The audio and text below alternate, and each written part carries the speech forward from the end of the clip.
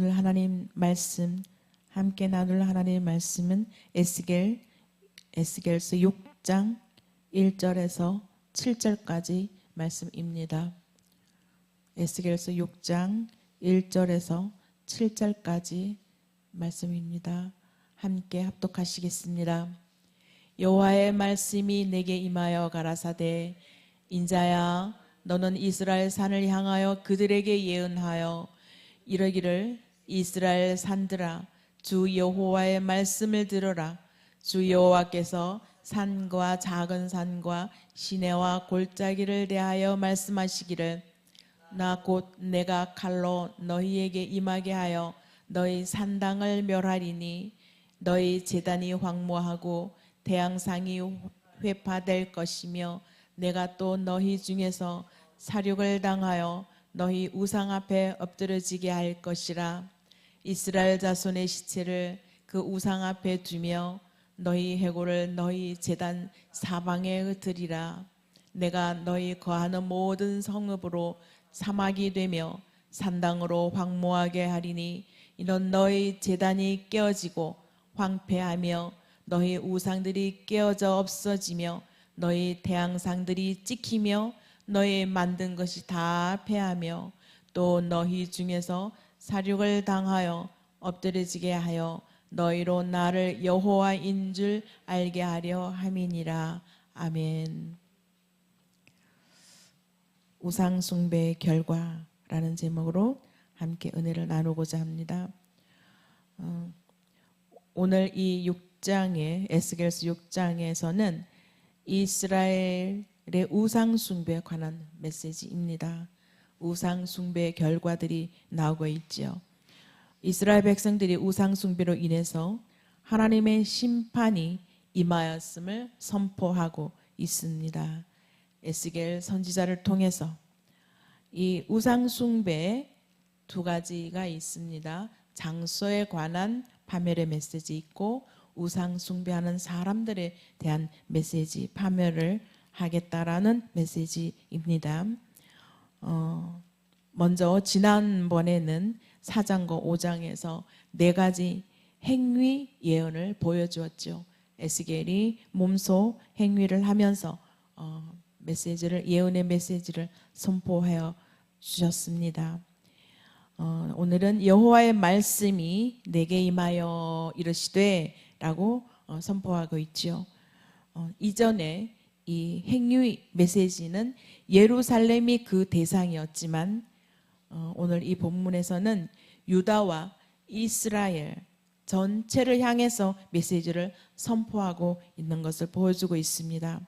그 요점은 그들의 우상 숭배로 인해서 하나님의 심판이 임했다는 것을 보여주고 있습니다. 이스라엘이 우상 숭배에 관한 이 메시지다라는 것이죠. 그다음 우상 숭배 장소에 대한 우상 숭배한 그 장소의 파멸이 메시지를 보여주고 있습니다.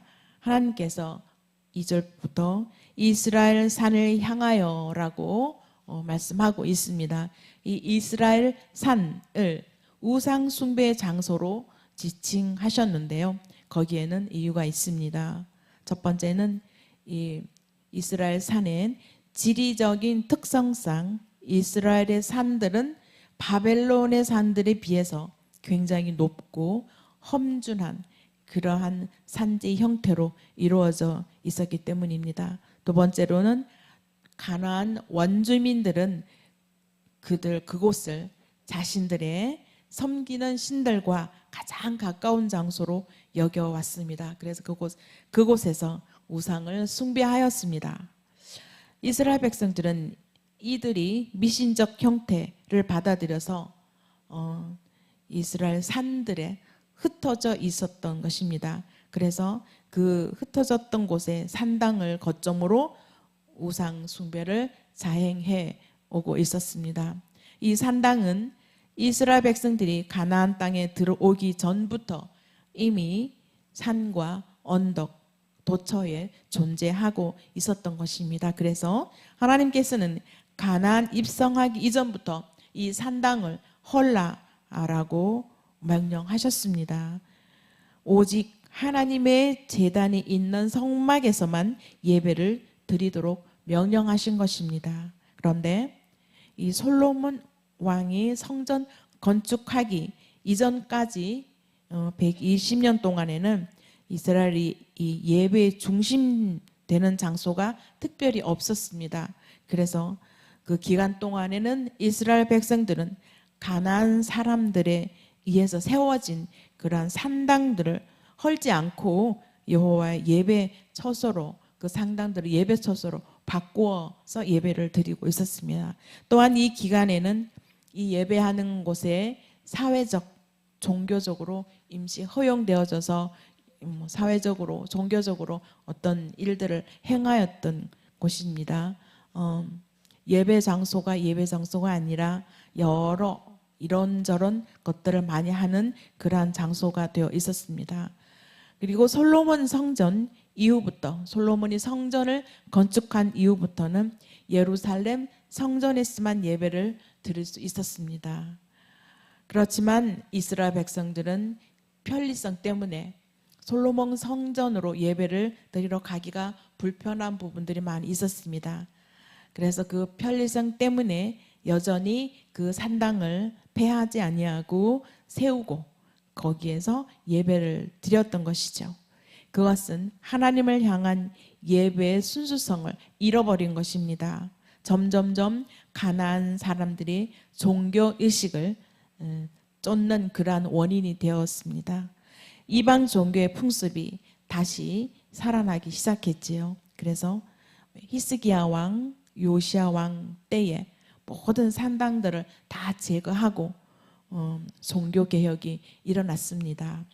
그 종교개혁을 하였지만 오래가지 않아서 다시 그 산당들로 세워졌고 그곳에는 많은 우상 숭배가 자행했던 것입니다.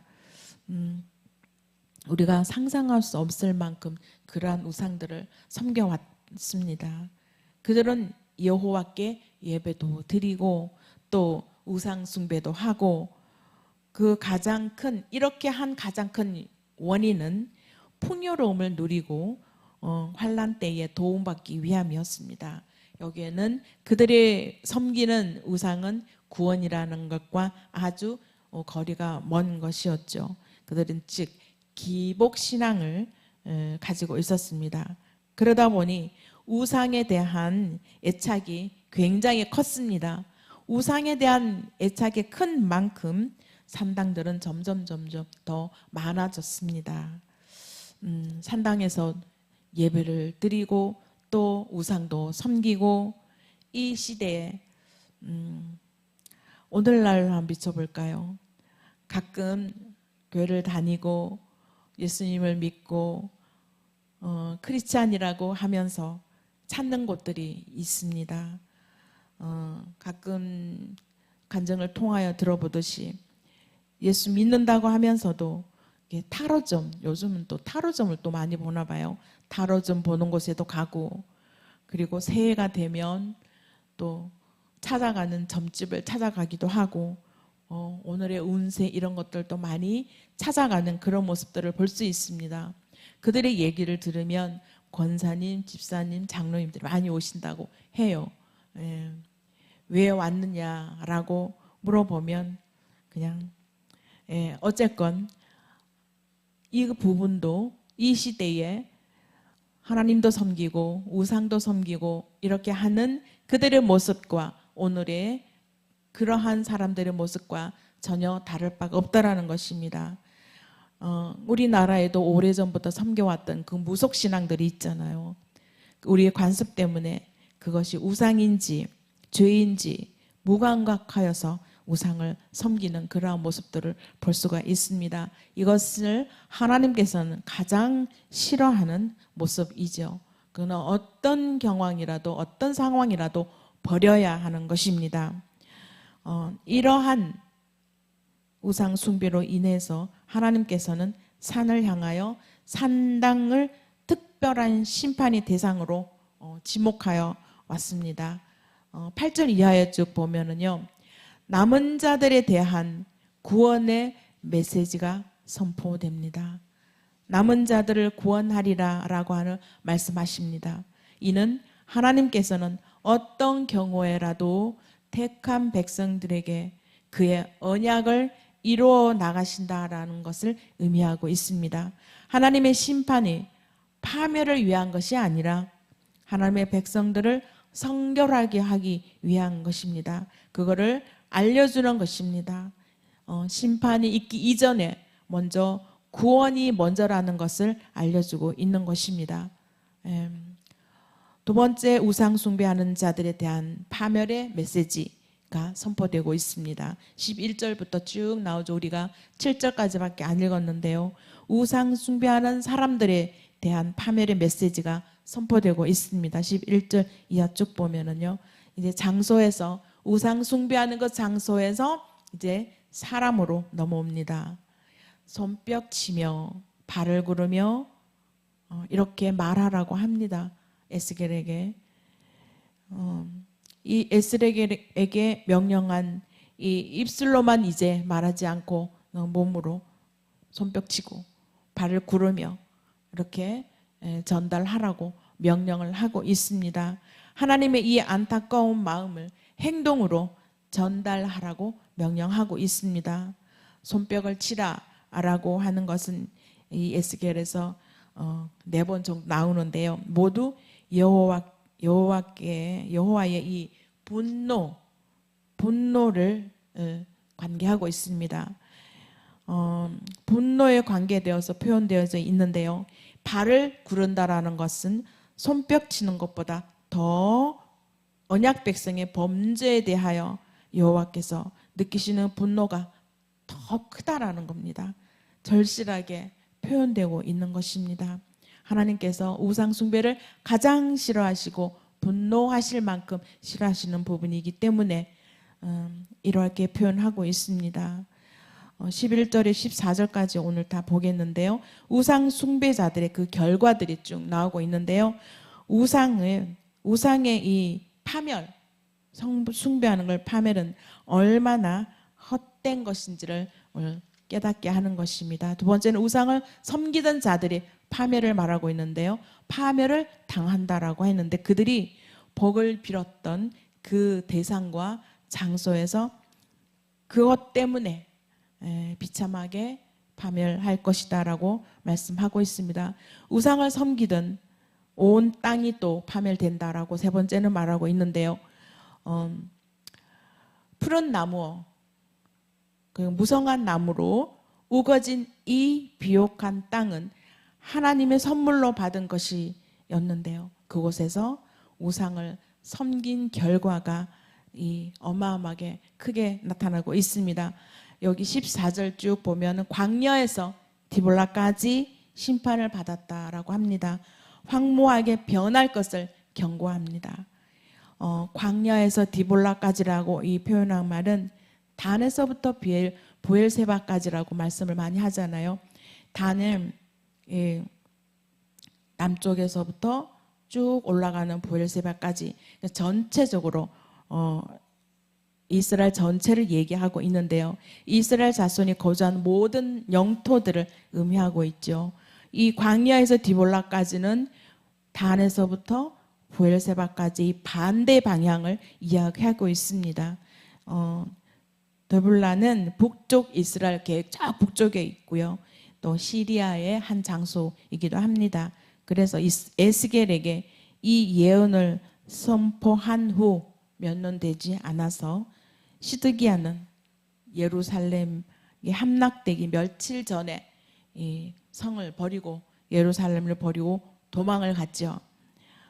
바벨론에 잡혀 도망가다가 바벨론에 잡혀서 그곳에서 자신이 아들들이 처형을 당하는 것을 지켜보는 것이 바로 이 리볼라라는 장소입니다. 그리고 그곳에서 두 눈이 뽑혀진 것을 우리가 성경에서 볼 수가 있습니다. 이 6장에는요. 내가 여호와인 줄 알라라고 말씀한 곳이 한 3군데 나오는데요.